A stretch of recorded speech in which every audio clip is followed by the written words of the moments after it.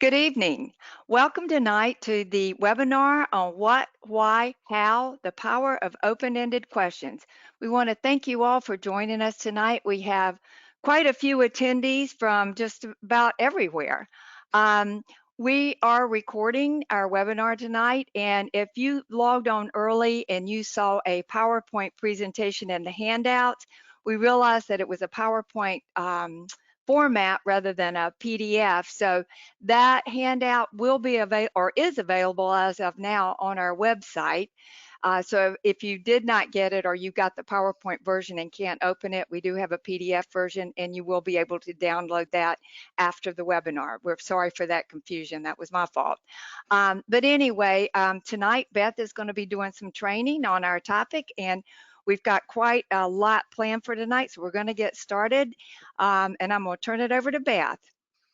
Good evening, everyone. Thanks so much for joining us, especially on a Monday, because I know how Mondays can be. Like Sherry said, this will be recorded, and everything that we cover here, we will post it on our YouTube channel as well as our website. I will show you where the copy of this PowerPoint is on our website at the end when we go to the website, where I can show you where the post assessment is that you will need to complete in order to download a certificate of attendance. If you are in Pennsylvania and you are attending as part of the PD registry, you will need to also complete that post assessment so that I can give you credit. Tonight's topic of why, what, and how, the power of open-ended questions, is one that is very important in early childhood and actually in education, no matter what the age. So we're going to talk a lot tonight about what open-ended questions are, why they're important, how you formulate them, how you integrate them into all the experiences you do with children during the day, planned and unplanned experiences, and also how you can use them with parents and guardians. We will also talk about how this all plays into commonly used environmental rating scales such as Vickers and CLAS. So we have a lot to cover. This is also going to be a very interactive webinar. So please participate. There is a box up at the top where you will see a place to type in questions and answers, and that's what we're going to be doing. So what will happen is I will pose a question to you. You will type in your answer or your thoughts, and then Sherry will read them off.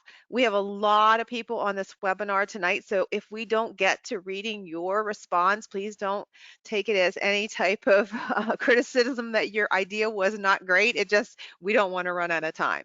So with that said, we are actually going to start off with a question. Actually, two questions. All right, first of all, and I would like you to respond to this, and then Sherry will read off what you have to say, is the first question I'm going to ask. And that question is, did you have a good Monday or a challenging Monday? And you can type your response in the box, in the question box, and Sherry's going to read out the responses as they come in. So go ahead and type them in now. Good. I did have an awesome, hold on, I did have an awesome Monday. Another good Monday. That's great. We were just talking, great Monday. I had a wonderful Monday, an okay Monday, a challenging Monday, a good Monday, a pretty good Monday, a wonderful Monday. Yeah, let's see, and visit. Let's see, I'm not sure what that one. Oh, yes, and a good Monday, wow. So we had a lot of good Mondays. That's great. So everybody ought to feel good and be ready to participate tonight. All right, and now the follow-up question to that is, why did you make that choice? Or why did you say you had a good Monday? Or why did you say you had a challenging Monday? So follow up to the original question is, why did you say that? Okay. Taking a little bit longer to answer that Of question. course. No issues or meltdowns. It was just easier. Planned out went well. Kids are tired on Monday.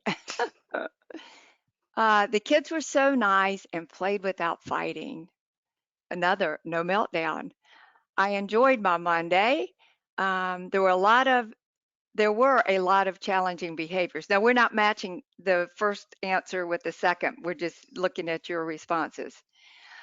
Every day is a good, regardless of what you were going through. You make it through. Low enrollment was able to accomplish a lot, and it was 60 degrees in Massachusetts. That would be a good day in Woo! Massachusetts in February. Um, my kids were very happy. Uh, I was able to plan my day ahead of time and had no issues. Child had to regroup back to childcare routine. Mm-hmm. I just found the place to, oh, sorry about that. I don't think I see. Because my challenging child was happy today. Oh, that's Those are always good so nice. responses. All right, well, those are great responses. And the reason that I did that was to start this whole thing off about what an open-ended question is. The first question that I asked you, did you have a great Monday or a challenging Monday? Had a very limited response. You mostly responded, it was great, it was wonderful, it was challenging. But the second one about why you made that decision opened up the door for a lot of conversation.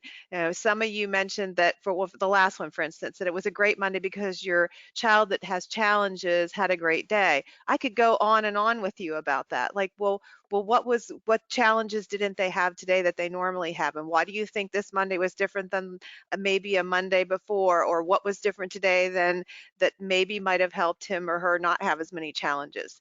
So what you see is that why question opened the door for a lot of back and forth conversations. And that's the power of open-ended questions. Oops, sorry, hit the wrong button.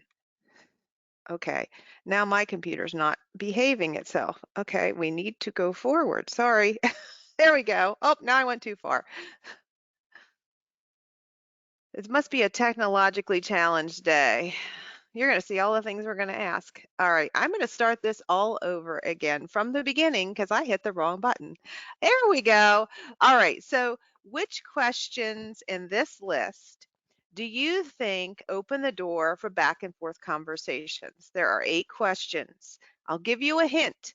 3 of them open the door for back and forth conversations. So in the question box, all you need to do is put the numerals of the questions you are choosing that you believe open back and forth conversations. So go ahead and do that now. We'll give you a few seconds to read those and write them down. Probably won't read all the responses because hopefully they'll probably all be about the same. I was going to hopefully we'll see a pattern. Yes. So,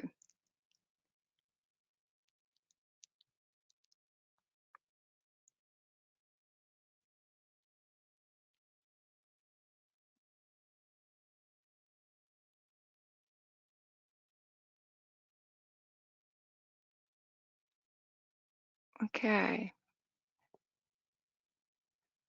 We're getting a lot of 358 and 1245. 3458. Just sharing those with you, Beth. Okay.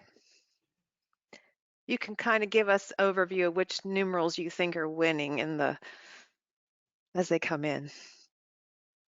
I believe I would say 358 is the largest response, and then a couple of twos and a couple of fours, but mostly 358.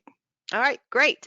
All right, what we're going to do is we're going to talk about each one of these questions, and we'll work together to decide which ones we believe are open-ended questions, keeping in mind that an open-ended question oftentimes doesn't necessarily have a right or wrong answer and opens the door for lots of back and forth conversation. So, number 1, what color is the grass? Well, yes, you could have different answers to that, but it's probably going to end up being something like green or brown or tan.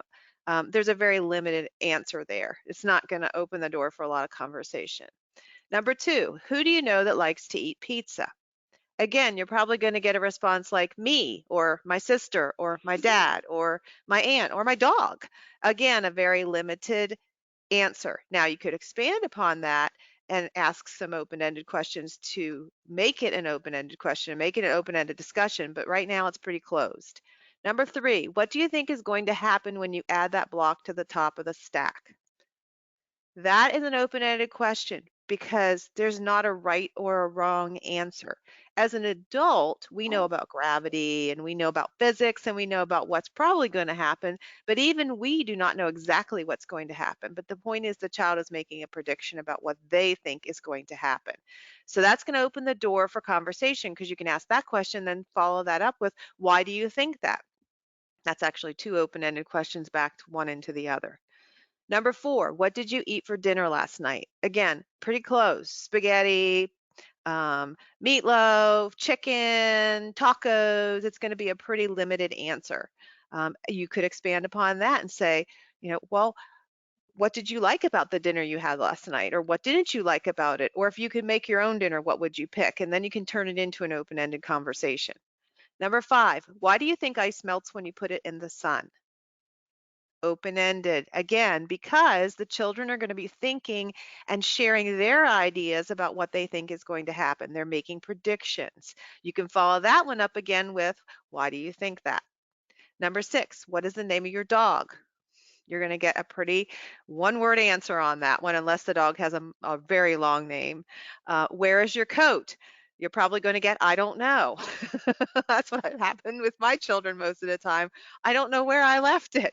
But you're not going to have a back and forth conversation about that unless you get into a discussion about why it's important to put the coats back in the same place. And 8, why do you think people do not live on the moon? This is another one that's going to open the door for a lot of conversation about, well, why do you think that? And well, what would you think it would be like if you could live on the moon? And how would you get to the moon? And how long would you stay there? And what would you eat? And there's so many things that could go on regarding that conversation. So the answers are 3, 5, and 8 because they start with question words such as what, why, and then we're going to talk about how and some other ones, but they open that door for an answer that's more than just one word. Which ties into our next slide, that open-ended questions have many acceptable answers. And in some cases, there's no known answer. Like we talked about, for instance, the question about the moon, right? Why do you think that people don't live on the moon? We as adults know why people don't live on the moon, but a child may not know that. And a child, you could still, again, continue that conversation of like, what do you think it would be like to live on the moon? If you could live there, what would it be like? And there's no known answer for that, right? It's not a right or a wrong, it's their ideas. These types of questions emphasize thinking, the process of thinking, and not necessarily the answer. So instead of asking a question of, what is 1 plus 4, where we have a definite answer of 5, we're asking questions that are encouraging children to think creatively. And open-ended questions are wonderful for that. They require higher cognitive skills such as reasoning and judgment. And they require children to think beyond the black and white, the yes and no, into an area where, one question could open up the door to a whole lot of learning in many different areas. And encourages children to take control of that learning too as they ask those questions and then want to test their ideas. So this all ties into something called Bloom's taxonomy. And Bloom was a researcher who created this concept of thinking and how children, well, we all actually learn, and it's a pyramid. So you have to remember basic facts and information, and then as you learn basic facts and information, you can move up the pyramid. So as you're looking at this, it's going from things that are very simple to things that are extremely complex. And this was the Bloom's taxonomy, the original one, had some differences up here at the top of the pyramid, and it was changed by Anderson. Oh, not, I guess in 2001 here it says they adapted this, and now this is the one that most people will refer to when they talk about Bloom's taxonomy. But I want to give you some ideas of what this looks like, and we actually have a handout on the in the handouts, and this one is there. It's a PDF, and it says action verbs, because action verbs are the types of words you want to use when you're formulating questions for each of these different levels of Bloom's taxonomy.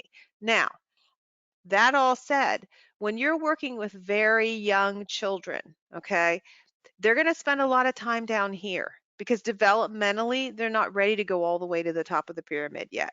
Now, your 4s And if you have school-age children or kindergartners, yes, they can go higher up. And it's not to say that your threes or your twos couldn't do some of this, but it's that they may not have the verbal skills to answer the questions that you're asking them. But the beauty of family child care is that a lot of times you have older children with younger children, and so those younger children are listening to the older ones and they're learning. So what I want to do is I want to take an example here of a story that you probably all know, Goldilocks and the Three Bears. And we're going to talk about how this plays into Bloom's taxonomy. So down here in remembering, it's exactly what it sounds like. It's facts and information. So a question that you could ask that would fall under remembering would be a very basic question, such as who were the characters in the story, or where did Goldilocks go? Okay, basic facts.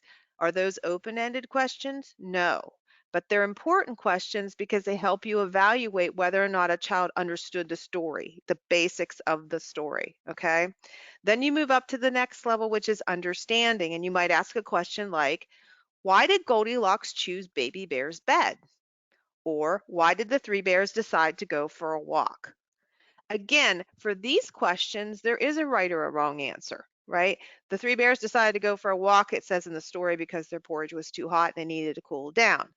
Goldilocks chose Baby Bear's bed because it was, quote, just right, and it wasn't too hard and it wasn't too soft. So there is a right and a wrong. You're just checking for understanding. Do they, again, understand what happened in the story and why it happened? Then we start getting up here and we get into more areas where there can be more open-ended questions. So applying means they're going to apply what they know in a new way. So a question you might ask about the Goldilocks story and applying would be, which bed would you have chosen if you were Goldilocks? Is there a right or wrong answer? No, it's the child's preference. Maybe they prefer a hard bed, maybe they prefer a soft bed, or maybe like Goldilocks, they wanted one that's just right. Or how did Goldilocks decide which bowl of porridge to eat? Well, she tasted it all. Well, why did she taste it all? So then you can ask an open-ended question. Why do you think Goldilocks tasted all the bowls of porridge before she decided which one to eat? And ask them to apply what they know. They've probably all tasted something that's a little too hot, and then you can get into a discussion about, well, what happens if a food is too hot, and how can you test it without tasting it so you might burn your tongue to find out if it's too hot. Then we get up to analyzing, and analyzing is where they're really taking what they've learned and they're constructing ideas based on that. So for instance, analyzing a question might be, what part of the story Goldilocks and the Three Bears is pretend? Can they analyze it? So now you see how obviously a 2-year-old's not going to be able to answer that question, right? A 3-year-old, young three, probably not. Older three, it just depends on developmentally where they are and if their understanding of make believe and pretend. I mean, obviously bears don't live in houses, but they may come up with other reasons why they think it's pretend. And how is the story Goldilocks and the Three Bears like the story of the Three Little Pigs? So it's encouraging them to compare and contrast. How are these two stories the same? How are these two stories different? Then we get into evaluating, which is where they're really taking it even deeper. So you might ask something like, do you think it was a good idea for Goldilocks to go into the home of the three bears? And then you would go on to ask, because that's a close-ended question, yes, no, maybe, not sure, right? But then you would continue that with, well, why did you make that choice? And you'd have them explain to you why they think it was or was not a good idea for Goldilocks to go into the Three Bears home. And at the very top is creating. So creating is where they have to think out of the box and they have to take things in totally new ways. So for instance, you might say, how might this story have been different if Goldilocks had visited a home with three elephants instead of three bears? Now that's really going to open the door to a lot of conversation. And then you could even go you could even have them change the story and say, instead of asking a question, you could say, well, how about you create a picture that shows how the story ends in a different way? And they take it and they create all new ideas. They share their ideas. So you can see how when you're working with very young children, you're going to spend a lot of time down here, and that's important. okay? Especially with children who are nonverbal, because they're not going to be able to answer your open-ended questions because they just don't have the verbal skills. But because you're in family childcare and you have children who are older, when you engage in conversations with them asking those open-ended questions, your little ones are going to listen to all of this. And they're like little sponges, they'll just absorb it. So this is just important for you to understand what Bloom's taxonomy is and how it plays into the whole higher order thinking and questioning skills, why it's important. The handout then gives you action verbs for each of these different levels. So as you're formulating questions or you're planning experiences, you can kind of remember, okay, well, what is a understanding? How can I check to see if they're understanding? And it gives you some verbs to use. So that handout is on in the handout file, and it's also, I'll show you on our website. So why are open-ended questions so powerful? Well, as we just explained when we looked at Bloom's and we've talked before, they help them think at a higher level beyond just yes and no, black and white. They also promote language skills and build vocabulary, right? Because if you're asking an open-ended question where they can't just answer with one word, you're going to get that conversation going back and forth. That opens the door for you to also expose them to new vocabulary, and it helps them to use expressive language. If you're working with children who are DLL or ELL, this is an excellent way for you to help them build language skills, because as they answer, you can engage with them, you can expand upon what they've said and take it into a deeper level. It opens the door for so much language. It also increases your teacher-child interactions. We'll talk about that when we talk about environmental rating scales. It invites the children to share their opinions and ideas. And we'll talk about how you can show them that you're valuing what they have to say, because that's really important. Children should feel empowered to share their ideas and share their opinions when they're young, because hopefully then they'll continue doing that as they get older. It also encourages them to talk about how they feel. Feelings are a big part and ideas of all of this. And it will help you evaluate what they know, what they want to learn more about, and help you with your planning. So, some of these conversations will open the door to areas that you had no idea that children had interest in, or maybe they didn't even realize they had interest in until you started asking the questions. So here are some questioning tips. You want to incorporate these types of open-ended questions into your daily experiences, and not just the activities, but things like hand washing and toileting and mealtime. Um, the second one is really important. Be truly interested when you're asking the questions, and one of the best ways to do that is to use eye contact. When you're giving children eye contact, they know you're listening. And asking the right types of questions that encourage children to cooperate instead of compete. So for instance, maybe you've got out some blankets or some sheets and a folding table, and they're going to build a bear cave. Okay, so instead of just saying we're going to build a bear cave and y'all start building the bear cave and you're leading, you would ask maybe something like, how could we use all these materials together to build a bear cave? And let the children share their ideas, and then they can test their ideas. Did it work? Did it not work? Why did that blanket fall off? How could you put that blanket back on there and make sure that it stays put? It again opens that door for them to think and to test ideas, but also to engage with you. Um, and make sure that when you're asking the open-ended questions, it's not just your way of getting them to the right answer. Sometimes as adults, we want to teach everything, and a lot of times children learn through failure or trial and error more than they ever could if we tell them something. So instead of saying, well, if you put that big giant block on the top of that stack, you know what's going to happen, right? That indicates in your tone of voice that you know it's going to fall down. You just simply ask, what do you think is going to happen when you put that big block on the top of your stack? And then once whatever happens, happens, then you engage in a conversation about that. And well, why do you think that happened? And how could you do it differently the next time? Or what type of block could you try this time so that it doesn't fall down? And the last one is the most important one, and it's the hardest one, is wait. After you've asked an open-ended question, you have to wait. And why do you have to wait? Because they're thinking. And as you can tell, even when I've asked you to participate tonight, when you have one word answers, it's super easy and super fast. But when you have to think about what you want to say about, for instance, why your Monday was good or why your Monday was challenging, it takes you time. And so when you're asking children open-ended questions, you have to give them time to respond, especially if you're working with children who are having issues with language, or maybe they're DLL, ELL children, and they need just more time to formulate. Give them that time. It's okay. Just sit there and smile and look at them and say, take your time. It's okay.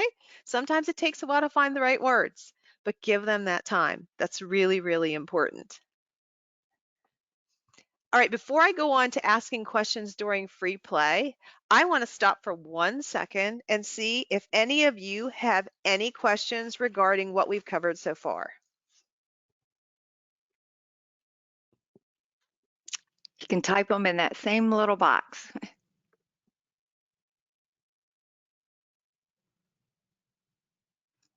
And if you have questions after we get started again, go ahead and type them in. And after Beth gets started, we can revisit those later.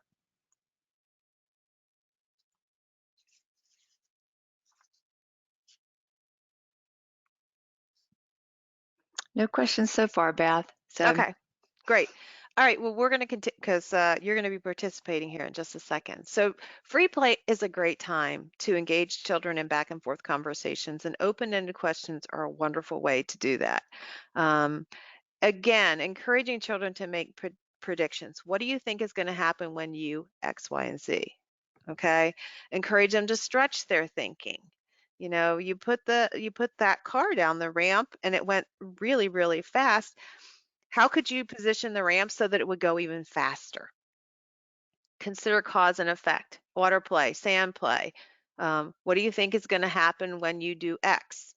And then they get to test and see if that actually did happen or did not happen. Why do you think that did happen, or why do you think that did not happen? Comparing and contrasting. You know, how are peas like in your mixed vegetables? How are the peas like corn? How are the peas like green beans? How are they the same? How are they different? Problem solving. This can be social problem solving. This can be problem solving as in they're working with a material, or even in art, they're trying to create something. The glue bottle won't open. They can't get the glue stick to work. Why can't you get the glue stick to work? What do you think is wrong with the glue stick? And maybe the glue stick's dried out. But all those questions get them to think. And inviting children to create something new. So having those centers like with loose parts where they can just create whatever they want to create, and you engage them in conversations about the choices that they're making. Why did you choose to use the straw instead of the paper towel roll? Or what other materials would you like me to add to the loose parts play that you could use while you're creating? Those kind of questions encourage the children to share their ideas, but also to think creatively. And as we've talked about, all of this is so important for children with language delays and ELL, DLL children, and also your toddlers and twos who are just beginning to learn language, because they listen and they learn so much from the other children in your group. All right, so we're going to do a little test again. Can you spot the 3 open-ended questions in this list regarding the little girl with Play-Doh? So again, you can just type the numbers into the question box as you read through them. Number 1 is, why do you think the Play-Doh feels squishy? Number 2, what happens when you press the rolling pin on the Play-Doh? Number 3, do you like Play-Doh? Number 4, what color is the Play-Doh? And number 5, how could you flatten the dough if you did not have a rolling pin? So in the question box, type the 3 numerals that you think are for the open-ended questions.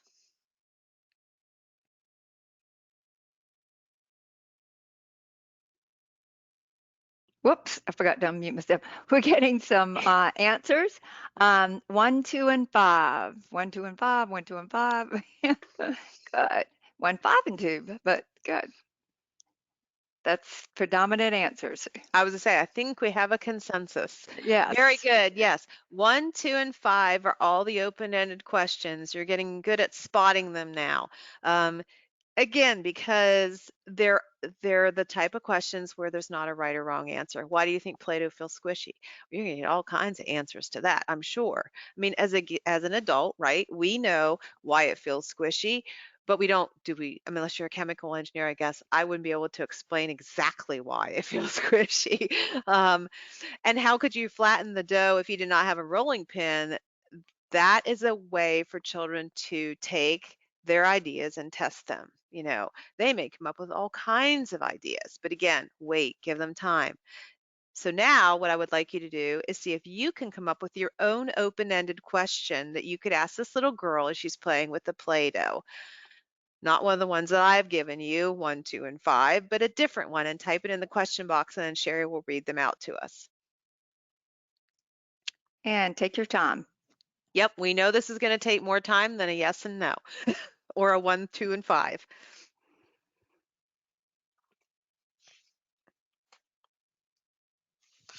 Okay, what do you think Play-Doh is made of?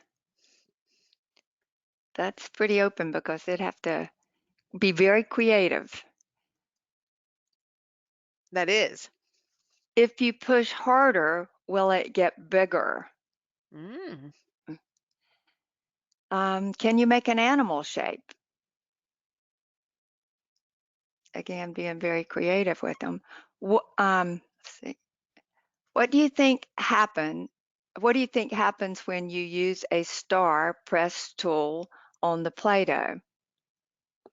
That's great because you're encouraging them to make a prediction, and then once they press that star, that you can say, was your prediction correct? And if not, why do you think it was not correct? What would happen if you separated the Play-Doh? Ah, How do you think the Play-Doh got its color? That's really good. What do you like about the Play-Doh? that's very Mhm. open-ended. You're asking their Yeah. opinion. What would happen if you leave the Play-Doh out on the table overnight? Ah. That's kind of like, let's remember where we put our coats. What can you make with the Play-Doh? Um, we got lots of questions coming in. I don't know if I'm gonna get to all of them. Why can't we roll in a paper? What will happen if we add water to the Play-Doh? Again, those are all great open-ended questions because what you're doing is you're opening that door to asking the children questions that there's not necessarily a right or a wrong answer to, and then they get to test what their ideas are. So great job. We're going to do more of this. So I'm going to keep on moving right Yeah, here. there are some really good questions. What other objects could you use with the Play-Doh? Um, what do you think will happen if you mix yellow with blue? So anyway, really good questions. Awesome. Well, we're going to do more of that, so keep it up. All right, so here we have two little girls who look to be in a gardening center or out in their garden, and they have magnifiers. What open-ended questions could you ask as you engage in back and forth conversations with these two little girls as they explore?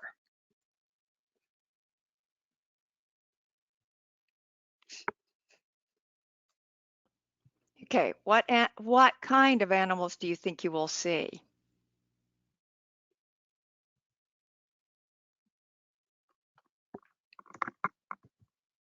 Hopefully not a snake, as far as I'm Yeah, concerned.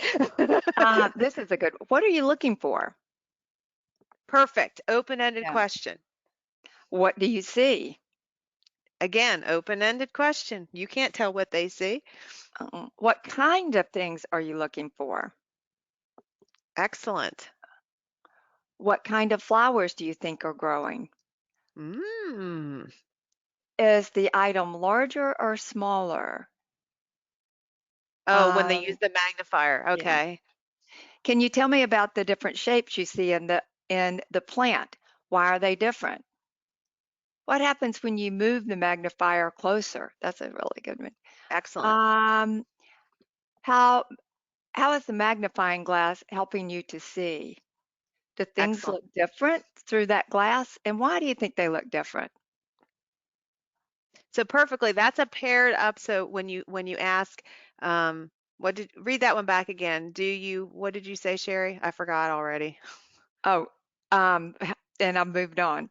How is Oh, the magnifying glass helping you to see? Was that the question I just read? that's okay. Well, I Oh was no, going to say what happens when you move the magnifying glass closer yes, yes. And then, and well, one of them was, or can you use the magnifying glass? Something about there was like, can you use the magnifying glass to see better? The answer to that yes or no. And why do you think that is the open-ended part? So I mm, can't remember what yeah. it was.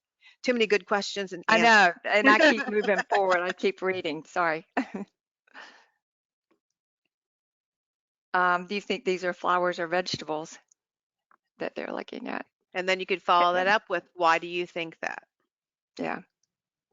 Why do you see so many different shapes?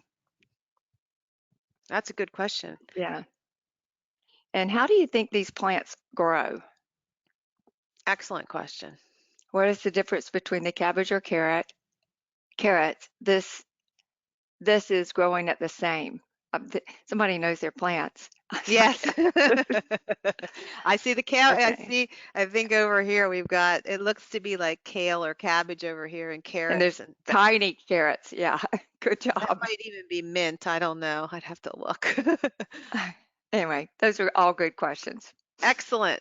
So what you're seeing here is how those open-ended questions can really get that conversation going, right? Back and forth, because you ask one question, that can lead to another question, which can lead to another question, and then after exploring these plants, then the children can take the magnifiers and they may want to take this even deeper. So, for instance, somebody had the question about the difference between the cabbage and the carrots. Well, then you could take it a little further. You could cook some cabbage or serve some cabbage for snack and some carrots and talk about how they taste different, right? You've explored how they look different, how they grow different, and now you can explore how they taste different. So, again, the whole point is that it opens the door for you to take the learning in many different directions, and it also helps you evaluate where the children are developmentally and where their thought processes are. Great job. All right, so here's some that I came up with, and you guys actually had a lot of the same one. How does the magnifier help you learn about the plants? How could you use the magnifier in other ways? What do you think would happen if those plants did not have enough water? Why do you think that? What vegetables would you grow if you had a garden? Why did you choose those vegetables? How do you think fresh vegetables get from the fields to the grocery store? So those were just some that I thought of as I was looking at that picture, but you all had some really, really great open-ended questions, which is awesome. So guess what? We're going to try it again. So now we have some children blowing bubbles. So again, what open-ended questions can you ask? And remember, what, why, and how are some of the best starters for open-ended questions. But at the same time, you can ask a question that says like, can you dot, dot, dot, and then follow it up with something like, why do you think that? Or how do you think that is? So try this one and type in your responses. The very first one is great. Why do you think the bubbles float? Awesome. And another one, why do you think why do bubbles float? How high will your bubble go? That's a great question. Yeah. How far can the bubbles go? And then why? Um, what do you think they use to make the bubbles? Ooh, that's a good question. Where do you think the bubbles go when they float away? Why are there different sizes of bubbles? That's an excellent question. Uh, I'd love to know what they would say to that question. What happens to the liquid after the bubble pops? Mm, good question. Can you try to catch a bubble? Um, what is in the air that helps them rise? Again, Good where are they question. going? How many bubbles can you catch? Those are all. Why is the bubble rainbow colors? That's a really good question. That's an excellent question. You're gonna need a Um, chemical engineer. yeah. How do they stick together? And how are um, how bubbles will always why are bubbles always round? Ooh, That's a great question. what do you think give bubbles the rainbow of colors? Which I think we did that one. Yeah, that's a great question. Um, Great minds think alike out there. yeah. Do all the bubbles have to be circles or could we make different shapes? That's a great question. And we're back to the shape. How can we change the shape of bubbles? Those are all really good questions. Excellent. Excellent. You are all doing a great job with those open-ended questions. Some of them are like Now I really want to know the answer to that. All right, well, here are some that I thought of, and I think you had some of the same ones again. How do the bubbles feel when you pop them? What happens when you touch the bubbles? Why do you think the bubbles pop when they hit something? What would happen if you could blow a bubble as big as your whole body? What other items could you use to blow bubbles? And what do you think it would be like to float through the air inside a bubble? So those are just some I thought of, but you had some excellent open-ended questions, and I think you're really catching on to the idea of what an open-ended question is and how it can really open the door for a lot of back and forth conversations, which actually leads into our next slide. So I'm going to ask a question. This is going to be a closed-ended question, so there's going to be a limited response. But I would like to know, given our audience out there, whether you are evaluated using Fickers or CLASS. And if you just type in which one it is, then Sherry can kind of give me an idea of what we have out there tonight, because I know it varies from state to state, and actually in some states even from CCR to CCR&R. Okay, one person's put both, but it seems like Vickers is the predominant winner with this. Yeah. Okay, and that doesn't surprise me. It's the older of the two, although there is a brand new version, Vickers 3, that's out now, came out this summer. Um, but you all know what it is.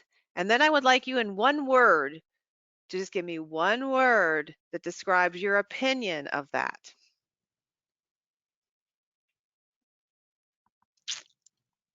A little bit slower on that response. Important, love it, stress. Awesome, I think it's time consuming. Um, Stress again, quality,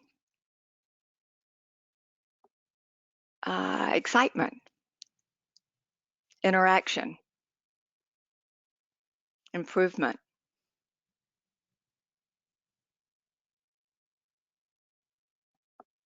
Okay. Stressful. That's 3 or 4 times. Understanding, sharing, improvement, professionalism. That's a good. Share. Okay, those are good. All right, great. The reason I asked those questions was to kind of help gauge how I can explain how this all ties in. So we know that there are different parts of different assessment tools, different areas. So for instance, in the CLASS, it's called instructional support. In the Fickers, it's going to fall under something called interactions, right? And there are different sections under interactions, such as provider child, child, free play, and group time. If you look at what Vickers actually, or CLASS actually, is looking at in those, and you look at, for instance, and I'm going to just talk to Vickers since it seems like we have more of those out there, how they rate. If you look at what they're looking for when you get to a 7, everything we've been talking about tonight is what they're looking for. They're looking for you to be, even during free play, and engaged with the children through the act of questioning. And during experiences, asking those same types of open-ended questions, not to necessarily guide the learning or lead the learning or make it a teacher-directed experience, but instead just the opposite, so that you can help the children take that experience in the ways they want to take it based on the reactions that you get and the answers that you get from those open-ended questions and your conversations with children. So the point here is we can't possibly say that this is going to help you in every aspect of these environmental rating skills, because that's not true. But it also helps in the areas of emotional support, in the social aspect between the children and between you and provider, child, bonding, all of that. Because if you're engaged and you're giving them eye contact and you're asking these questions and you have this conversation going back and forth, and it's deep and it's taking things beyond simple, what color is the car, then that's what they're looking for. And so the reason this is so important is because that studies have shown that that engagement and that back and forth conversation and that ability to really dig in there and see, get the children thinking and having them taking their learning in different directions is so powerful, and is truly what learning is all about. So as you engage with children, it's easy to ask those simple questions, which are, again, looking back at Bloom's, you have to know that they understand what the color red is, right? At some point, you have to know that they know that. But then, taking that into deeper levels as they get older and more mature and asking more interesting questions versus just those simplistic ones. So that's why that's really, really important. All right, so when you're planning your experiences, you should also think about some questions that you could ask. So when we write our curriculum at GWiz, we actually build questions into our experiences. So I'm just using one as an example so that you can get an idea of how you can do this with your experiences, whether or not you're a GWiz customer because you're using some type of curriculum, you're writing your own lesson plans, you're doing whatever, and thinking about when you're planning experiences, what questions you could ask is very important. So this is an experience called Now It's Dry that comes from our one of our March units called When the Wind Blows, and we're exploring the concept of evaporation. At GWiz, we don't have a circle time or necessarily a teacher totally directed experience. We call it exploring together because that's exactly what the children are doing. They're exploring with you. Um, so during this one, they're taking plastic blocks and water and they're wetting them, and then they're using paper towels to dry them, but they're also figuring out how else they could dry them. So down here, for instance, it says challenge the children to use their bodies to make the wind dry the block. So some children may choose to blow on the block. Which techniques work best? So as we're planning that experience, we're also thinking about, okay, what kind of open-ended questions can we ask to take it a step further? So we're going to start with some basic questions. Do any of the families use wind to dry clothing? Because if they're like my mother, who's 80 years old, she still hangs her laundry out to dry. And I have to say, I love it when you hang laundry out to dry because it smells so good. But that's a closed question, right? Do any of your family use wind to dry clothing? But you could expand upon that and say, how do they do that? Or how does that happen? Or how do they take it outside and where do they put it? And expand upon that whole conversation about why they do that. Um, how do you think wind makes drying things faster? When you go swimming, why do you think you dry faster on a windy, sunny day than a cloudy, damp day? What worked best for drying that block? Why do you think that is? So here's a kind of a double open-ended, what worked best for drying the block, right? And then why do you think that? Why do you think that's a great question to ask? Because it encourages the children to share. And then, did the blocks dry faster inside or outside? Okay, that's a closed question. You're going to get either it's inside or it's outside, but then you follow it up immediately with why do you think that is? So you've taken what was a closed question because you want to evaluate what they learned, right, from the experience, but then you can take it a step further and encourage them to share why they think that. So as you're planning your experiences in your lessons, in your activities, think about what open-ended questions you could ask, and especially until this becomes a habit for you to ask this when you're just learning how to do it, write them down. That'll give you a starting point. I mean, during this experience, you might not end up asking all of these, but even if you ask a couple of them, it's going to really open that discussion. And open-ended questions work great with parents and guardians too, because there's a lot about their child that you may not know. And open-ended questions open the door for conversations with them as well. So for instance, what was the best part of your child's weekend? They would share what it was. Why do you think that's the best part? What should I know about your child that will help me plan activities for him or her? Again, this opens the door for back and forth conversations. How can I better support your child as she learns too? What activities does your child seem to enjoy the most at home? Why do you think those are his or her favorite? And how does your child normally react in new situations? Opening that door for back and forth conversations with parents and guardians is just as important as opening that door for conversations with children.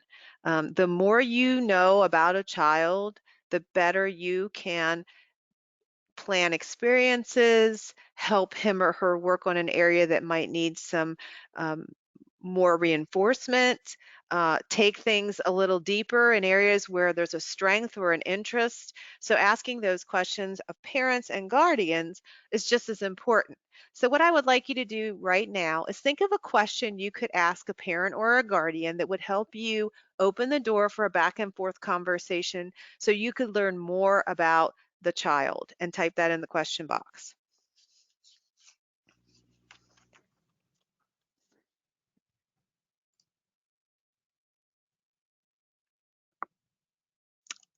That's a little bit tougher right now. Have to put on that different thinking cap with adult communication.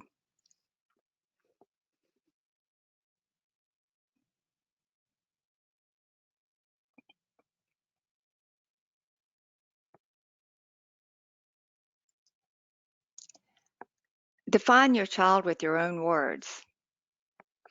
Not a Mm, question, but it works just the yeah, same. That's a great yeah. one. Or Yes. how can you define your child with your own word? What is it that you and your child enjoy doing together, and Ah, maybe I like why, that. and add why afterwards? Hmm. What was her favorite experience at the park this past weekend, and why? A lot of these are like, and why? And why? What are some of your favorite bedtime stories to read to your child, and why? Um, what does your child do on Saturdays? That would provide you with a lot of insight as to what happens Monday morning. What is your child's favorite food? Um, um, what are your child's likes and why? How'd your child sleep last night? Or What not. can I, yeah, or not? What Or can I not. do to help your son to sharing with others? Is it, well, that's a really good one. Yes. What are some strategies that you use with your child during transition from activities or getting them to go to bed? That's an Um, excellent Mi- question. does your child love bedtime stories? Then you can continue Is it that on with the same? which ones are his or her Yeah. favorite and What are their why. favorites? What do you and your child like to do as a family when you're not at daycare? Excellent. What did you play with? What what did you play with your friends in your play date for the child or if the parent observed? Is there anything your child is afraid of, and do you know why? That's a great question. What was the most memorable time you spent together during your school break? Mm. That's a What great question. what activities did your child enjoy playing at the park? Um, what activities have you and your child done that we can carry over this week? Uh, That's a really good question. what does your child like at daycare? That's a good one. What are some things that your child likes to do on a rainy day?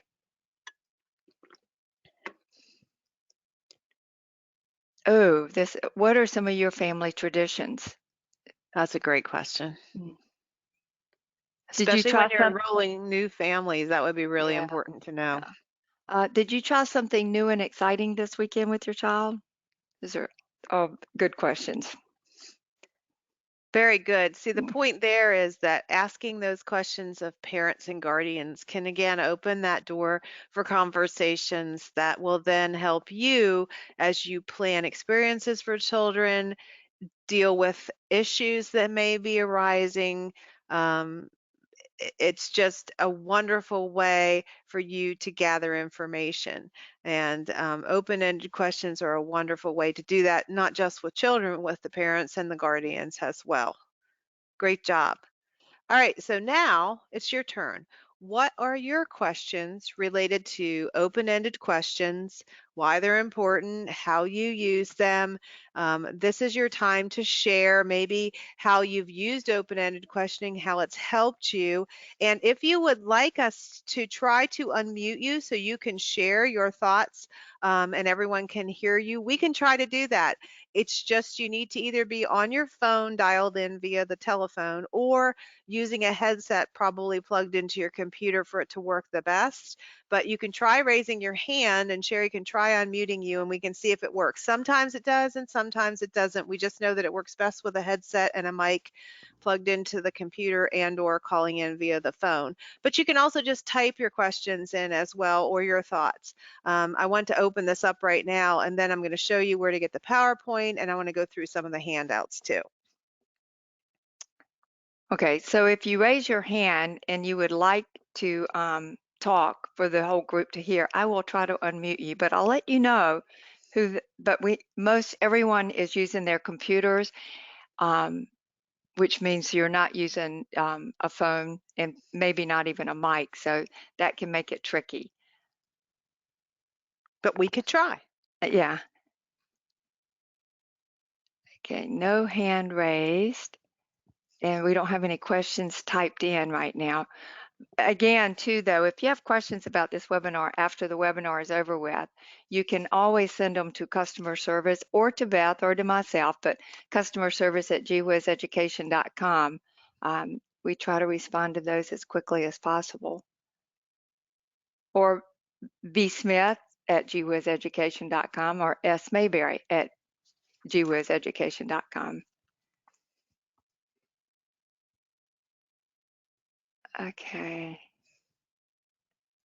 All right, here's a question. I have a child who does sign language, but I only know the basics. How can I communicate open-ended? Oh, that is tough. Wow. Um, hmm. That is really hard if you don't know sign language because the answers that you get for even from the child, first of all, to pose the question to them, it's going to require you to know sign language, and then for them to respond back to you, obviously, you would need to know what they were signing. Um, the only thing I could think that maybe you could do if the child was old enough is they could maybe draw something and you could ask questions. But again, they're not going to be able to respond to you in an open-ended way. That is really a tough situation. Anyone out there on the call have any ideas on that? I've not had to deal or I had a child that actually was profoundly deaf, but they were reading lips, believe it or not. That was back teaching kindergarten. So anyone out there on the call have any suggestions for this person? Because that's a really good question. Yeah, don't have it.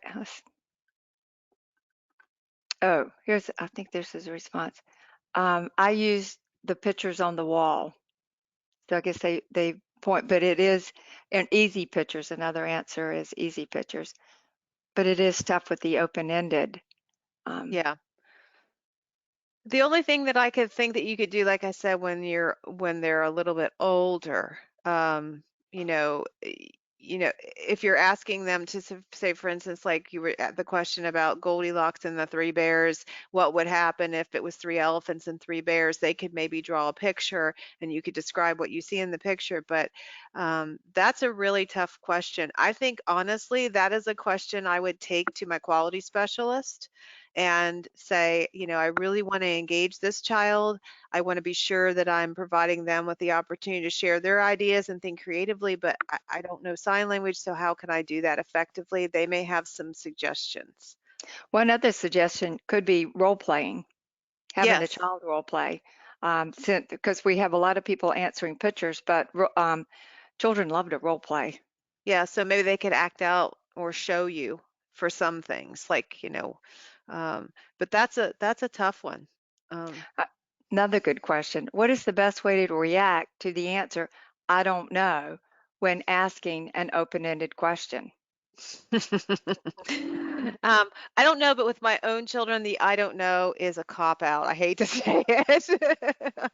Um, but it's okay not to know, right? So let's say you ask the question, what do you think is going to happen when you put that big block on top of the stack? And they say, I don't know. Then you fall back with, well, how could we test to find out? And say, and then I bet you might get a response. Well, we could put it on there, or we could not put it. I mean, I think just you just have to kind of try to push them a little bit more to give you some type of a response if they say, I don't know. You could also follow back with, well, what is it that you don't know? And see what they say. A lot of times, to Beth's point, is just a cop out because maybe they're not engaged with the conversation. And so you have to figure out, how can I get them engaged with what we're talking about? Especially if it's an open-ended question and they're not engaged or not thinking about what's happening with your conversation you're having with them. And then you Somebody can else always is it. follow back with, let's say this is the stack of the blocks, right? And they say, I don't know. And then you say, well, let's test it. And, why don't you test it and find out? And then once they test it, then you can engage in a conversation about, because then they can't say they don't know what's going to happen because it happened. Then you can follow back with, well, why do you think it happened? Why do you think the stack fell over? And see if then you can get them to take it a little, a step further. Because sometimes they may not, depending on what you're asking a question about and their developmental level, they may not truly know what to say, right? They may not be able to formulate. So you might have to back off that open-ended question a little bit and take it down a step because maybe they aren't quite ready for that, if that makes Also, sense.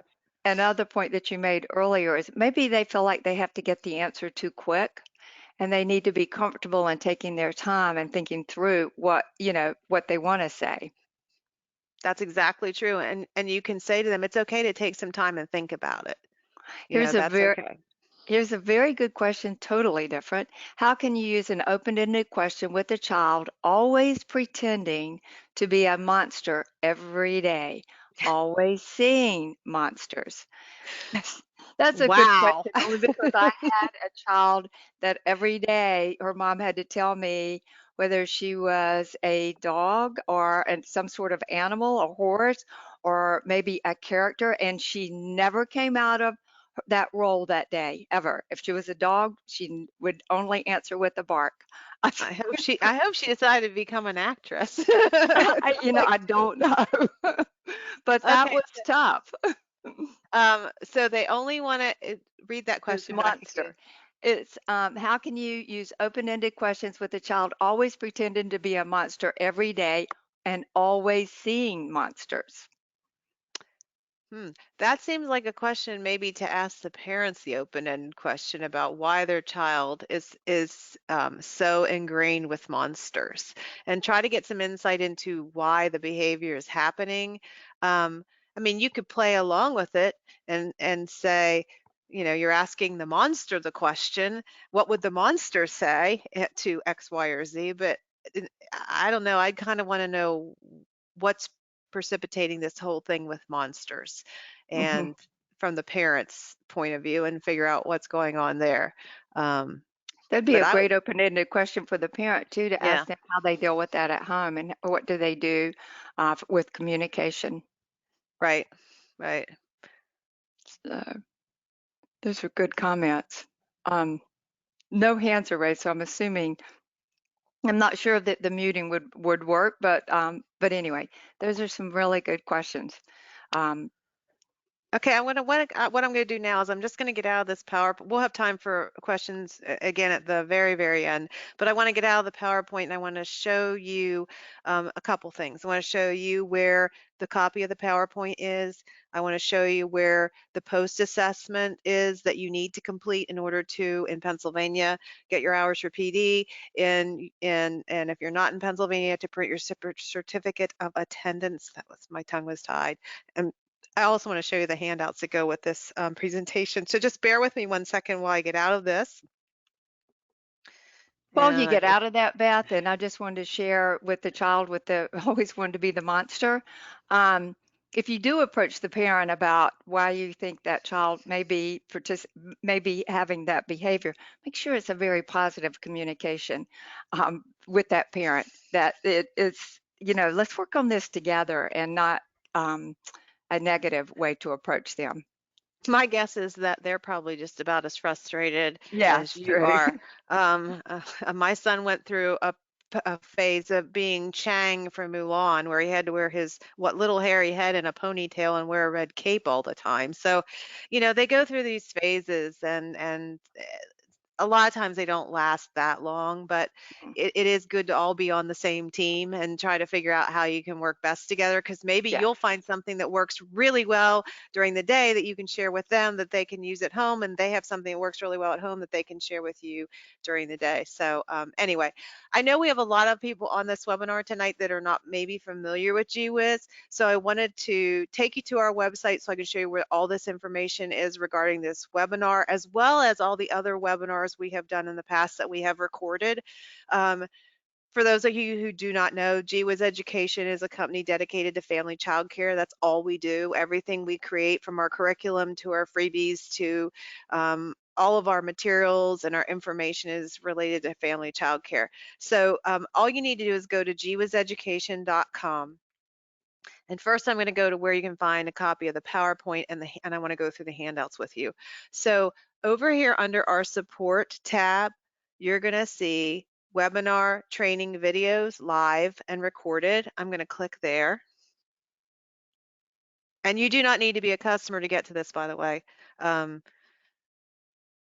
going to scroll down, and under this picture, you're going to see post assessment and certificate. If you click this right now, it is not going to work. After the webinar ends, give me 5 minutes. I will go out and turn it on so that it's accepting responses, and then you can complete it. It's a Google form. You'll complete the Google form, answer all the questions, and then once you've answered all the questions and you click submit, once that you do that, you're going to see a message that pops up in a box, and in that message is a link that will take you to the certificate. Handout number 1 is a copy of the PowerPoint presentation, all the slides. Handout number 2 is a poster that you can print to go on your wall to give you open-ended question starters. So you can post this where you can see it. So for instance, why do you think ... How did you decide to ... What do you think will happen when? How could you? And then the last one, which really isn't a question, is a great one. Tell me about. Tell me about your art. Tell me about your block structure. Tell me about your sand sculpture. Tell me about your obstacle course you built with cardboard boxes. So this is a PDF that you can print out and you can post it on your wall just to remind you of some of the question starters that you can ask that help you formulate open-ended questions. And then the third handout is actually related to Bloom's taxonomy and its action verbs. And it's for each one of the different levels of Bloom's taxonomy, all the way from remembering up to creating at the top. And these are words that you can use, or things that you can use as you're planning experiences, that you can remember, okay, that's a way that I can have children apply what they know, or analyze things, or just simply remember them, keeping in mind that it goes from the easiest at the bottom to more challenging at the top. Again, this is a PDF, so you can print this out and display it on your wall if you would like, or put it in a binder, or whatever you want to do with it. And then again, the PowerPoint presentation is going to be here. So whenever we are done here, you're just going to go to gwizeducation.com. You're going to go to the support tab. So if you want to write this down, I'll go slowly. Then you're going to go to webinar training videos and click there, and just scroll down till you see this purple box, and that will take you to the post assessment, which will then take you to the certificate. If you have any trouble finding any of that, just shoot an email to customer service@gwizeducation.com and we can remind you of where it is. Okay, so the handouts are here, all three of the handouts and the post-assessment and certificate are there.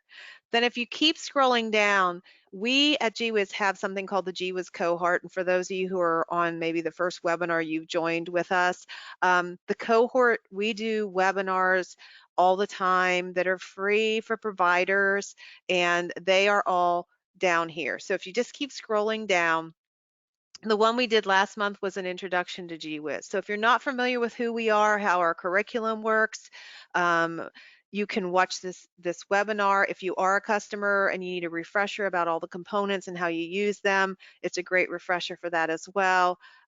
We are approved for QRIS programs in many states, including places like Florida and Delaware and North Carolina and Illinois and Minnesota and Pennsylvania, and Nebraska. So it explains all of that in that webinar, and the handouts for it are there, as well as the post survey and certificate.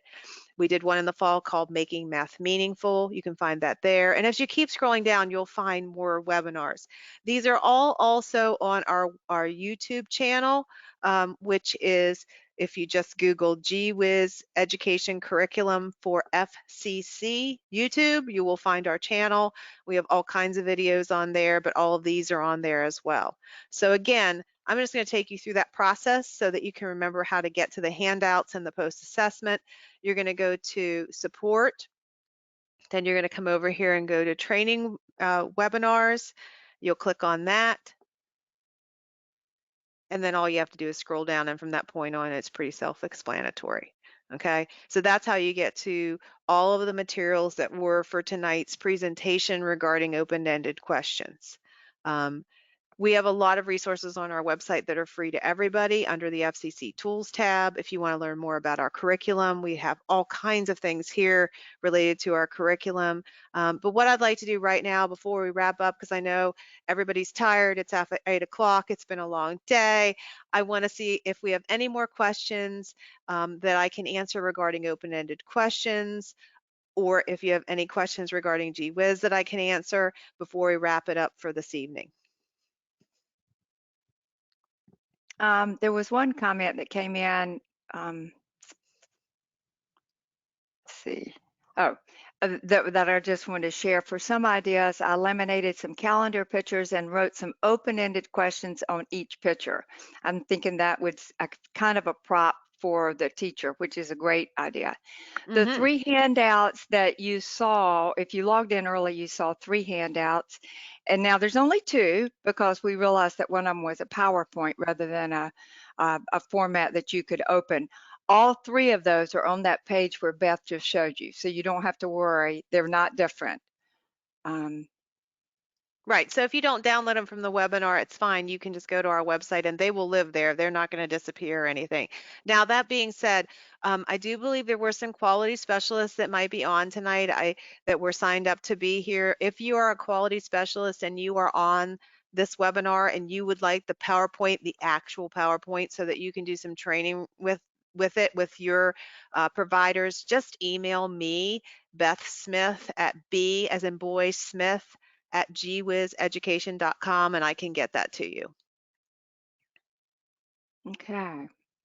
I think that's it, unless we have some more questions. Let's see.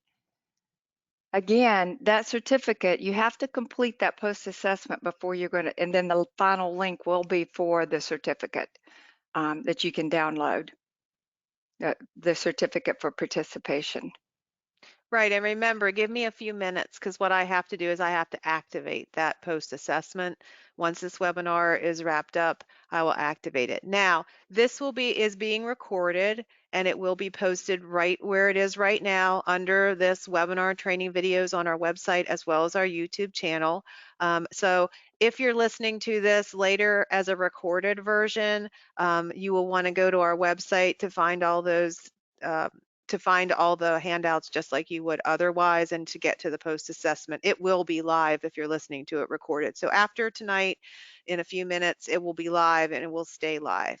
But as Sherry said, we will not be emailing you a certificate of attendance. What will happen is you'll complete the post-assessment, You're going to hit the submit button. Once you do that, it'll say, thank you for doing the post-assessment. Here is a link to print your certificate. You click that link. It'll take you to a PDF that you can then print out, put your name on it, put the date on it, and you're good to go. If you're in Pennsylvania, I will have to go into the registry and give you credit. So what I will do is I will look at the spreadsheet to see that you've completed the post-assessment. Once I do that, I will make sure to go in there and give you credit. If at the end of the week, for some reason, you still don't have credit and you've done the post-assessment, shoot me an email at bsmith@gwizeducation.com, because I get busy and sometimes things get forgotten. So I will be sure to try to keep up with it, but sometimes, just like everybody else, I forget. So do not feel bad if you need to shoot me an email and say, hey, I did the post-assessment and I still don't have credit. It's okay. I understand. And please feel free to share our page, the support page and the other webinars with other peers, other people that you think may be interested in this. It will take a few minutes for the recording because we have to convert the files. So that may be tomorrow before the recording gets posted. But feel free to share any of the recordings with other folks that may have interest. And with that, Beth, I think anything else? Nope, nothing from me. Any last questions or comments that Um, you'd like to share? Go ahead and type them in and then we'll call it an evening. I think that's about it. We have a couple of thank yous, and thank you for joining us tonight. So appreciate you coming and taking time out tonight. Um, and with that, we're going to say good night. And again, shoot us questions later if you need to, but thank you for joining us and good Thank you night. so much. Everybody have a great evening and a great week. Bye-bye.